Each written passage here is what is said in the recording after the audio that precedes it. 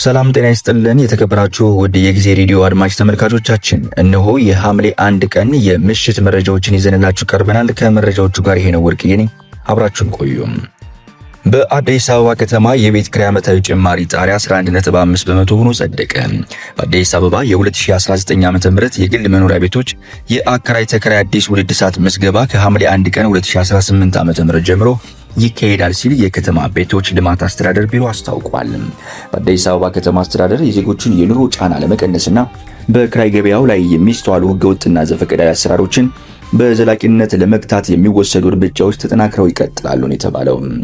ከዚህ ቀደም በወጣው የቤት ክራይ ቁጥር አዋጅ መሰረት ለ2019 በጀት ዓመት የሚተገበረው ፍትሃዊ የቤት ክራይ ዓመታዊ ጭማሪ ጣሪያ 11.5 በመቶ ሆኖ መጽደቁ ይታወቃል። ይህንን ተከትሎም በከተማዋ የሚገኙ የግል መኖሪያ ቤቶች የአከራይ ተከራይ አዲስ ውልድ ሰዓት ምዝገባ ከሐምሌ 1 ቀን 2018 ዓ.ም ጀምሮ በሁሉም ክፍለ ከተሞች በይፋ በተግባር ይጀምራል የተባለው የዋጋ ማስተካከያ ውሳኔውም በከተማዋ ሰፊ ሳይንሳዊ ጥናት ተካሂዶ የነዋሪውን እውነተኛ የመክፈል አቅም በአገናዘበ መልኩ የተዘጋጀ መሆኑን ተገልጿል። አሰራሩ አከራዮች ወቅቱንና የኢኮኖሚ ሁኔታውን ያገናዘበ ፍትሃዊ ገቢ እንዲያገኙ የሚያረጋግጥ መሆኑን ነው የተጠቆመው። በተጨማሪም ተከራዮች ከገበያው ጋር የተመጣጠነ የክራይ በመክፈል ከተደጋጋሚ መፈናቀልና የስነልቦና ስጋት ድነው የተረጋጋ ህይወት እንዲመሩ ያስችላል ነው የተባለው። ውሳኔው በከተማው ያለው ኑሮ ውድነት ጫና በከፍተኛ ደረጃ በመቀነስ ረገድ የጎላ ማህበራዊ፣ ኢኮኖሚያዊና መልካም አስተዳደር ፋይዳዎች እንዳሉትም መገለጹን የቢሮ መረጃ ያመላክታል።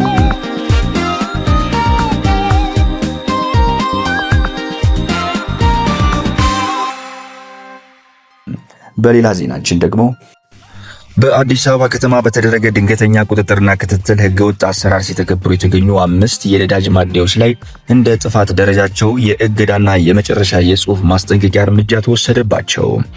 በተደረገው ክትትል ስምሪት መሰረት በንፋስ ስልክ ላፍቶ ክፍለ ከተማ ጋርመንት አካባቢ የሚገኘው ኖክ ነዳጅ ማደያና በአቃቂ ቃሊቲ ክፍለ ከተማ የሚገኘው አልፋ ነዳጅ ማደያ ህገወጥ አሰራር በማከናወናቸው ከነዳጅ አቅርቦት እንዲታገዱ ተደርጓል ነው የተባለው። በተመሳሳይም በአቃቂ ቃሊቲ ክፍለ ከተማ የሚገኘው ተባረክ ነዳጅ ማደያ ከተፈጸመው ጥሰት አሳሳቢነት አንጻር ከነዳጅ አቅርቦት ለ1 ወር ሙሉ እንዲታገድ ውሳኔ ተላልፎበታል። በሌላ በኩል በአቃቂ ቃሊቲ ክፍለ ከተማ ቱሉ ዲምቱ የሚገኘው የተባበሩት ነዳጅ ማደያና በቂርቆስ ክፍለ ከተማ በካዛንቺስ ሱፐር ማርኬት አካባቢ የሚገኘው ኦላን ነዳጅ ማደያ ከዚህ ድርጊታቸው ተቆጥበው ወደ ትክክለኛ አሰራር እንዲመለሱ የመጨረሻ የጽሁፍ ማስጠንቀቂያ ተሰጥቷቸዋል። ይህ በእንዲህ እንዳለም የከተማው አስተዳደር በነዳጅ ስርቆት ላይ የሚስተዋሉ ህገወጥ እንቅስቃሴዎችና መደበኛ አሰራርን የሚያስተጓጉሉ አሰራሮችን ለመግታት የሚያደርገውን ቁጥጥር እንደሚቀጥልም ነው የገለጸው።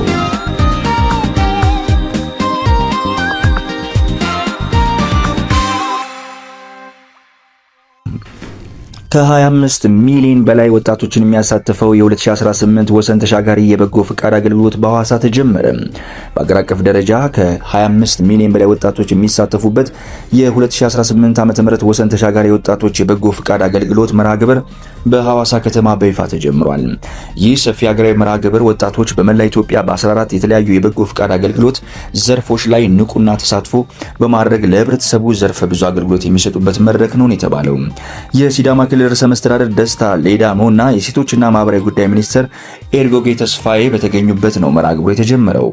የሴቶችና ማህበራዊ ጉዳይ ሚኒስትር ዶክተር ኤርጎጌ ተስፋዬ በወሰን ተሻጋሪ የበጎ ፍቃድ አገልግሎት ከዓላማው አንጻር አዎንታዊ ውጤት የተመዘገበ ይገኛል ብለዋል። በተለያዩ የበጎ ፍቃድ ተግባር ላይ ወጣቱ ነፃ አገልግሎት በመስጠት በከፍተኛ የገንዘብ ወጪ ሊሰሩ የሚችሉ ስራዎችን እያከናወነ እንደሚገኝም ገልጸዋል። 5ኛ ዙር ላይ የደረሰው ወሰን ተሻጋሪ ወጣቶች የበጎ ፍቃድ አገልግሎት የህዝብ ለህዝብ ግንኙነት ለማጠናከር ወጣቶች የኢትዮጵያን መልክና ማህበረሰብ እሴቶችን እንዲያውቁ ትልቅ እድል ለመፍጠር ማስቻሉንም አመላክተዋል። ርዕሰ መስተዳድር ደስታ ሌዳሞ በበኩላቸው ወጣቶች በሚሰማሩበት አካባቢ ሁሉ ቤተሰባዊነትን በማጠናከር አብሮነትን ማጎልበት እንደሚጠበቅባቸውም ገልጸዋል። በዚህ 5ኛው ዙር ወሰን ተሻጋሪ የወጣቶች በጎ ፍቃድ አገልግሎት ከ53 ሚሊዮን በላይ የማህበረሰብ ክፍሎች ተጠቃሚ እንደሚሆኑም ተገልጿል። ዘገባው የኢትዮጵያ ብሮድካስቲንግ ኮርፖሬሽን ነው።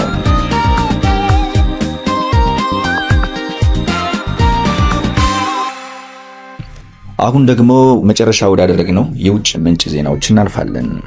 ሩሲያ በኪየቭ ላይ ዳግም ሚሳኤል ጥቃት ሰነዘረች። የሩሲያ ባለስልጣናት እንደገለጹት ሩሲያ በዩክሬን መዲና ኪየቭ ላይ በሳምንት ውስጥ ለሶስተኛ ጊዜ የባሊስቲክ ሚሳኤል ጥቃት ፈጽማለች። ይህ ጥቃት የተፈጸመው የዩክሬን ከአሜሪካ የሚቀርብላትን የሚሳኤል መከላከያ በመጠባበቅ ላይ ባለችበት ወቅት ነው ተብሏል።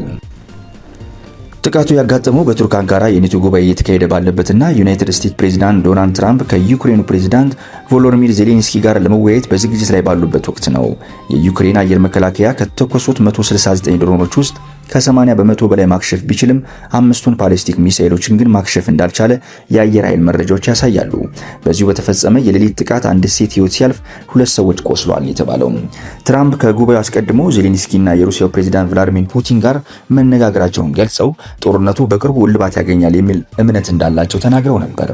ፑቲን በበኩላቸው በሩሲያ ላይ የደረሰው ያሉ ተግዳሮቶች ቢኖሩም ጦርነታቸውን እንደሚገፉ አስታውቋል ሲል ሮይተርስ ዘግቧል።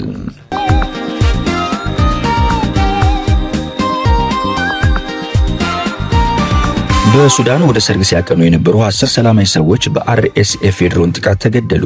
የሱዳን የፈጣን ድጋፍ ሰጪ ኃይሎች በማዕከላዊ ሱዳን በፈጸሙት ድንገተኛ ጥቃት 5 የአንድ ቤተሰብ አባላትን ጨምሮ 10 ሲቪሎች መገደላቸው ተሰማ። ተጎጂዎቹ ወደ ሰርግ ሲያቀኑ መገደላቸውን የሱዳን ዶክተሮች ኔትወርክ ሮብለት አስታውቋል። የሱዳን ዶክተሮች ኔትወርክ በሰጠው መግለጫ ተጎጂዎቹ ከኦምዱርማን በስተምዕራብ በሚገኘው አስደራት መንገድ ላይ ሲጓዙ እንደነበረ አርኤስኤፍ ድሮን የሲቪል ተሽከርካሪዎችን በመምታት በእሳት አቃጥሎ ተሽከርካሪ ውስጥ የነበሩትን ሁሉ ገድሏል። ኔትወርኩ ጥቃቱን የዓለም አቀፍ ሰብአዊነት ሕግ ግልጽ ጥሰት ሲል ገልጾታል።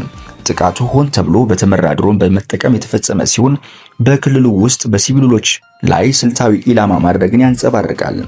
የተባበሩት መንግስታትና ሌሎች ዓለም አቀፍ ድርጅቶች ዓለም አቀፍ ሕግና ሰብአዊነትን ደንቦችን በመጣስ በሲቪሎች ላይ ሆን ተብሎ ኢላማ በማድረግ የሚፈጸመውን የአርኤስኤፍ ጥቃት ለማስቆም ቡድኑ እንዲጫኑ ጥሪ አቅርቧል።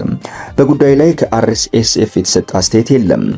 የአፕሪል 2023 ጀምሮ የሱዳን በጦር ሰራዊቱና በአርኤስኤፍ መካከል የፈጣን ሰጪ ኃይሉን ከወታደራዊ ኃይል ጋር ለማዋሃድ ባለው እቅድ መካከል ግጭት ከተቀሰቀሰበት ጊዜ ጀምሮ በጦርነት ውስጥ ተዘፍቃለች። ግጭቱም በዓለም ላይ ካሉት እጅግ አስከፊ የሰብአዊ ቀውስ መካከል አንዱ ሲሆን በ10 ሺዎች የሚቆጠሩ ሰዎችን ገድሏል። ወደ 13 ሚሊዮን የሚጠጉ ሌሎች ሰዎችን አፈናቅሏል ነው የተባለው። ክቡራትና ክቡራን ውድ አድማጮቻችን እነሆ ለምሽት የያዝናቸውን መረጃዎቻችን ይመስሉ ነበረ። በጠዋት መረጃ እስከምንገናኝ መልካም ምሽት ይሁንላችሁ።